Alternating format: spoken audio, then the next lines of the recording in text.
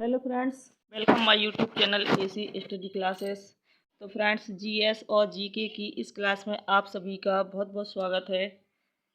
आज इस वीडियो में आपको जीके और जीएस के मोस्ट इम्पोर्टेंट क्वेश्चन पढ़ने के लिए मिलेंगे।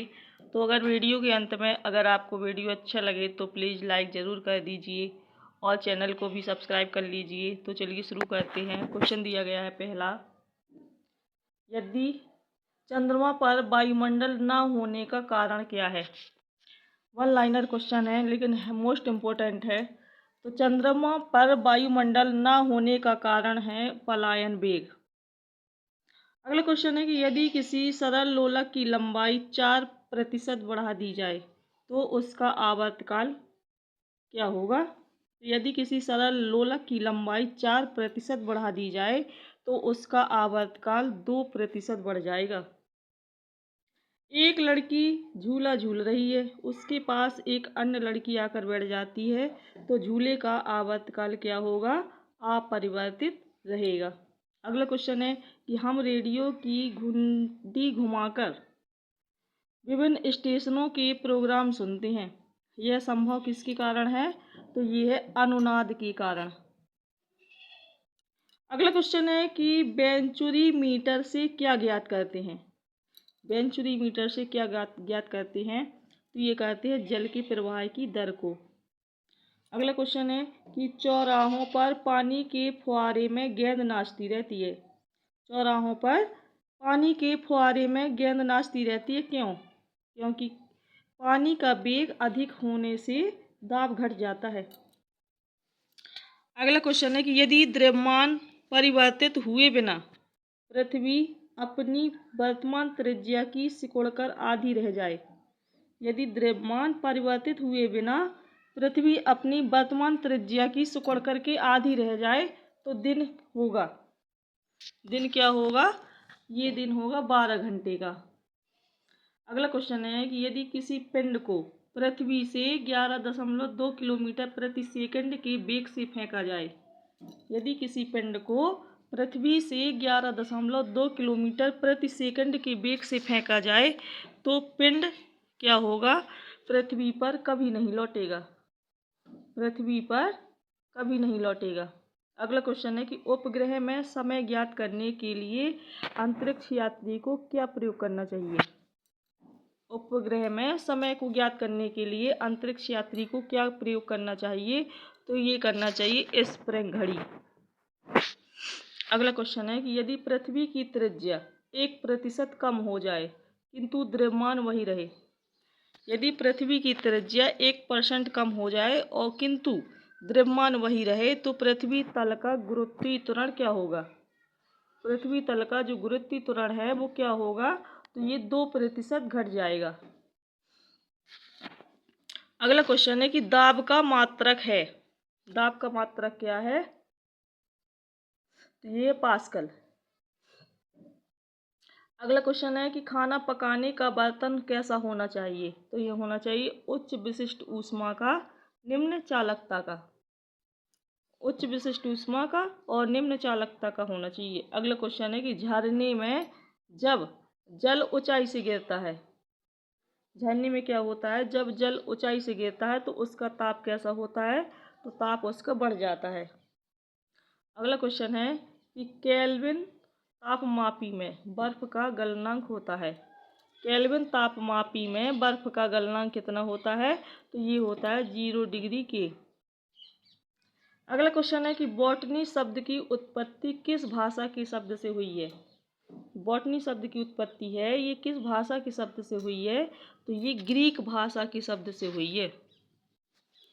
अगला क्वेश्चन है कि क्यूरी किसकी इकाई का नाम है। तो ये है रेडियो एक्टिव धर्मता की इकाई का नाम है क्यूरी। अगला क्वेश्चन है किस रंग की तरंग दैर्घ्य सबसे कम होती है। किस रंग की जो तरंग दैर्घ्य है वो सबसे कम होती है, तो ये बैगनी रंग की। बैगनी रंग की जो तरंग दैर्घ्य है वो क्या होती है, सबसे कम होती है। अगला क्वेश्चन है कि कमरे में रखे रेफ्रिजरेटर का दरवाज़ा खोल दिया जाता है तो कमरे का ताप क्या होता है। जब कमरे में रखे रेफ्रिजरेटर का दरवाज़ा खोल दिया जाता है तो कमरे का ताप क्या होता है, तो ये बढ़ जाएगा। अगला क्वेश्चन है कि इंद्रधनुष में कितने रंग होते हैं? इंद्रधनुष में 7 रंग होते हैं। अगला क्वेश्चन है कि सेकंड पेंडुलम का आवर्तकाल क्या होता है? जो सेकंड पेंडुलम है इसका आवर्तकाल क्या होता है, तो ये होता है 2 सेकंड का। सेकंड पेंडुलम का जो आवर्तकाल होता है ये 2 सेकंड होता है। अगला क्वेश्चन है कि निम्नलिखित में से कौन सी एक मिश्र धातु है? कौन सी एक क्या है? मिश्र धातु है, तो ये है स्टील। स्टील क्या है? एक मिश्र धातु है। अगला क्वेश्चन है कि निम्नलिखित में से कौन सी ईंधन गैस नहीं है, तो ये ह्रास गैस। जो ह्रास गैस है ये क्या है? ईंधन गैस नहीं है। अगला क्वेश्चन है कौन सा तत्व निम्नलिखित में से कौन सा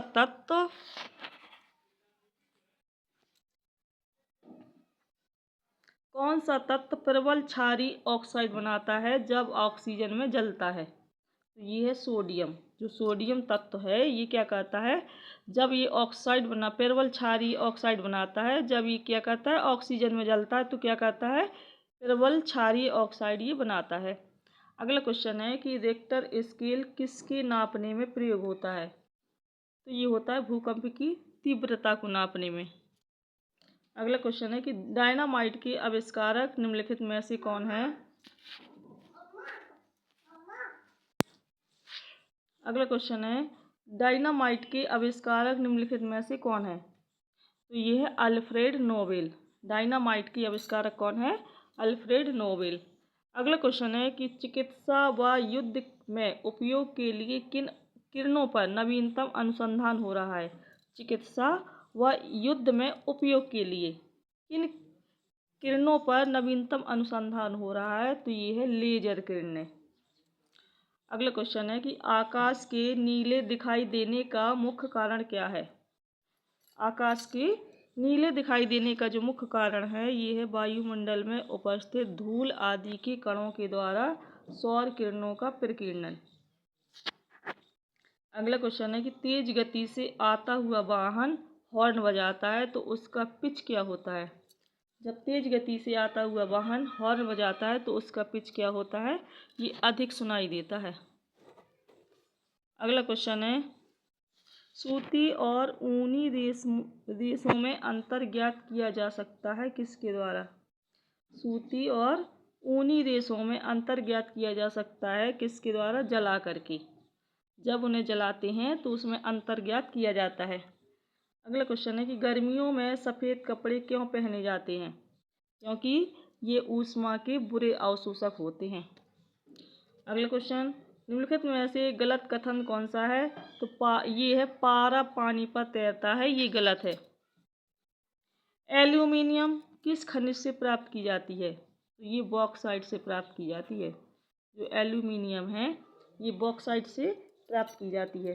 अगला क्वेश्चन है कि कैलोरी की मापन इकाई क्या है? कैलोरी की जो मापन इकाई है वो क्या है?